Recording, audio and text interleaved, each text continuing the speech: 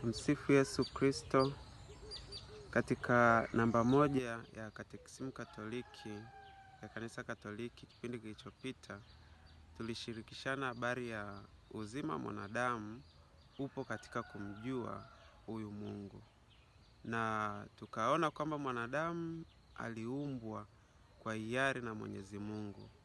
Ni upendo wa Mwenyezi Mungu kwa mwanadamu ndio uliompelekea akamuumba. Akaniumba mimi Benjamin, akakuumba wewe Maria, akakuumba wewe John. Weka jina lako pale. Ni kwa upendo wake. Ndio maana anasema kwa hiari. Tuliona pia Mungu anatuita sasa baada ya kutuumba. Anatuita, ananiita katika kumjua, kumpenda na kumtumikia.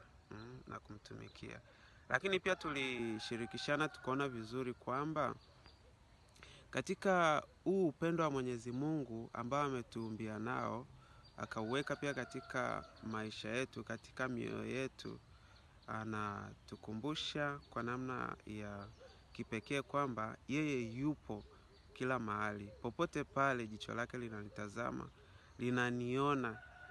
Tukasema kwamba kumbe basi nisitende dhambi eti kwa kusema Mungu anioni. Nijue kwamba Mungu ananiona hata kama hakuna binadamu yeyote anayeniona. Hilo litanifanya dhamiri yangu iwe njema kila wakati na kuwaza kutenda mema na kuepuka yale mabaya. Hatukusema pia kuhusu habari ya dhamiri kupitia Mtakatifu Thomas wa Aquino, lakini Mtakatifu Thomas wa Aquino alisema kitu kizuri sana kuhusu dhamiri kwamba ni ile inner voice.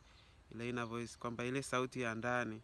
Mtakatifu Agustino yeye wa Hippo alisema kuhusu dhamiri kwamba kila wakati niuliza dhamiri yangu.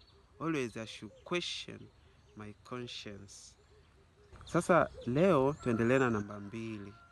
Kwa hiyo kichwa kikubwa cha habari ndo kile kile, uzima mwanadamu upo katika kumjua Mwenyezi Mungu. Sasa huo wito ambao mwanadamu ameitwa nao, namba 2 ndo anazungumzia kwamba huo wito ambao mwanadamu ameitwa nao, ambao ameitwa ili kuweza kumjua huyu Mungu. Sasa Mungu kwa namna ya kipekee alimtuma mwanawe pekee Yesu Kristo aje ulimwenguni ili binadamu aweze kukombolewa. Sasa katika kukombolewa, Mungu akatuma pia mitume.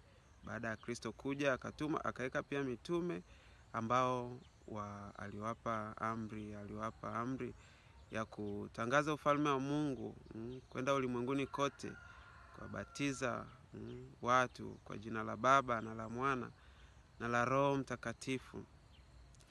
Hao mitume sasa hivi wanawakilishwa na maaskofu.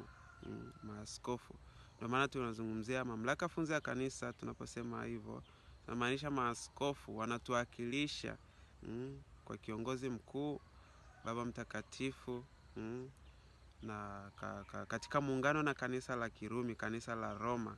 Ndio maana tunasema Katoliki.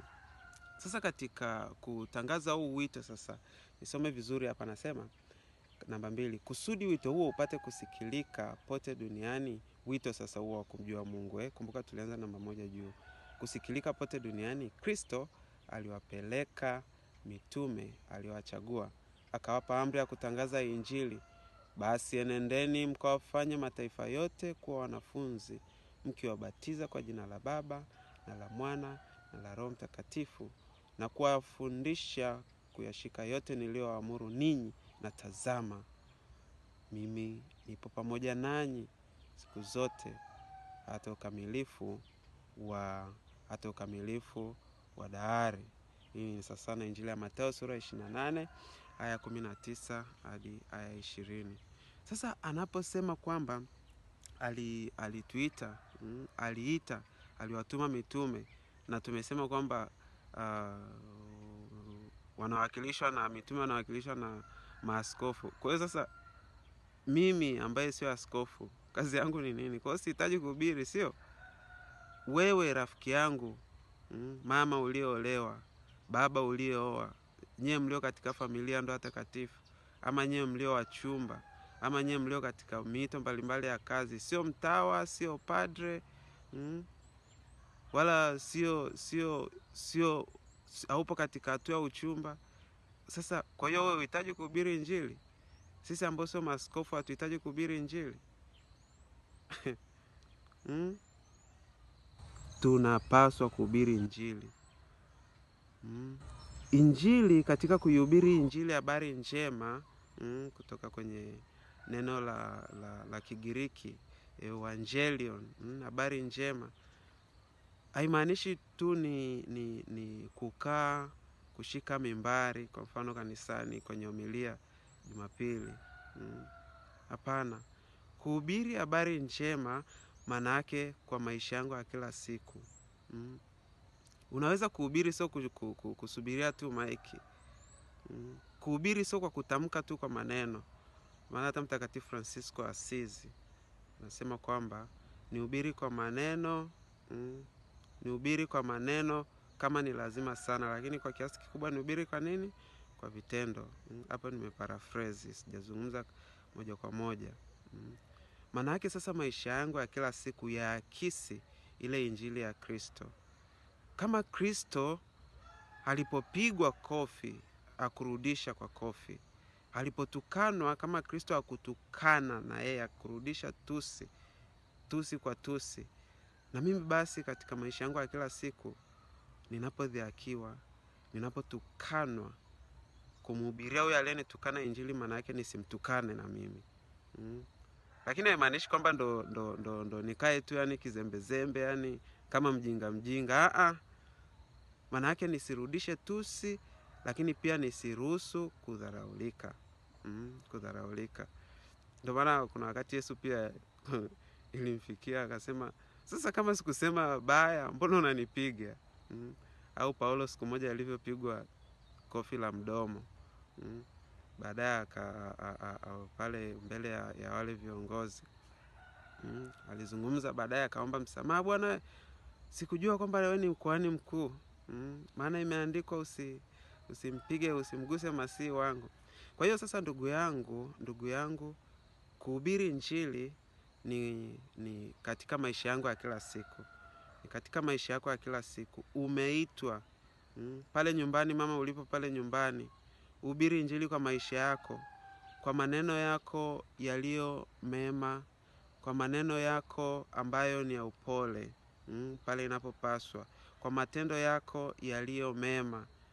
Hivi wewe mama umemtuma mtoto alafu hajarudi mapema, baada ya kuja unamwambieje? Unaweza kukuta kuna mama mwingine anamwambia mtoto wake, we mbwa we. Alafu akianza kuishi kuwa na tabia za mbwa, unaanza kulalamika. Kumbe wewe mwenyewe ulianza kumtamkia hivyo. Ulimhubiria kuwa yeye ni mbwa.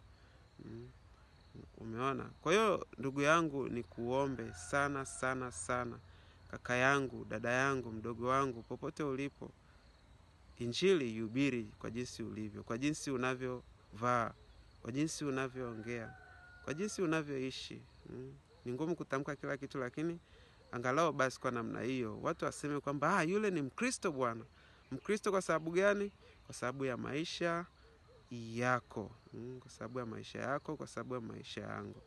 Basi ndugu yangu, naendelea kukushukuru pia kwa ajili ya kuendelea kusubscribe. Kwa ambao umesha subscribe, asante sana channel hii. Ambao hujasubscribe, basi naomba subscribe. Share na wengine. Comment pale unapotaka kucomment. Unapotamani kucomment, please comment. Like kwa ajili ya updates mbalimbali. Tumsifu Yesu Kristo. Nice to meet you.